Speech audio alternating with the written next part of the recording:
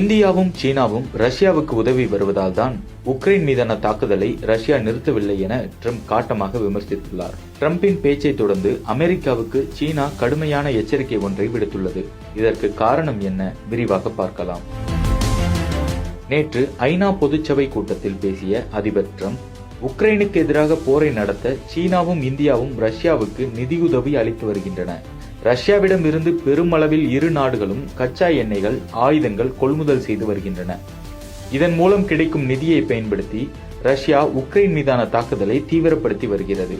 அதேபோல் ரஷ்யா ஒரு காகித புலி என ட்ரம்ப் கடுமையாக விமர்சித்திருந்தார். ட்ரம்பின் இந்த பேச்சுக்கு ரஷ்யா பதிலடி கொடுத்துள்ளது. உக்ரைன் மீது போர் தொடுப்பதை தவிர எங்களுக்கு வேறு வழி இல்லை என்றும் அப்படியான சூழலுக்கு தள்ளப்பட்டிருக்கிறோம். உக்ரைன் மீதான போர் முடிவு எதிர்கால சந்ததிகளுக்கும் சேர்த்தே தாங்கள் செயல்பட்டு வருவதாக ரஷ்யா பதிலடி கூறியுள்ளது. அதேபோல ட்ரம்பின் பேச்சுக்கு சீனாவும் பதிலடி கொடுத்துள்ளது.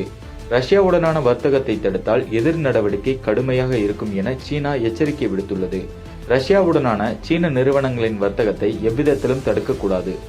உக்ரைன் போருக்கு பேச்சுவார்த்தை மூலம் தீர்வு காண வேண்டும் என்பதுதான் எங்கள் நிலைப்பாடு. பிற நாட்டு விவகாரங்களில் தேவையில்லாமல் தலையிடுவது எங்கள் வேலை இல்லை என சீனா கடுமையாக சாடியுள்ளது.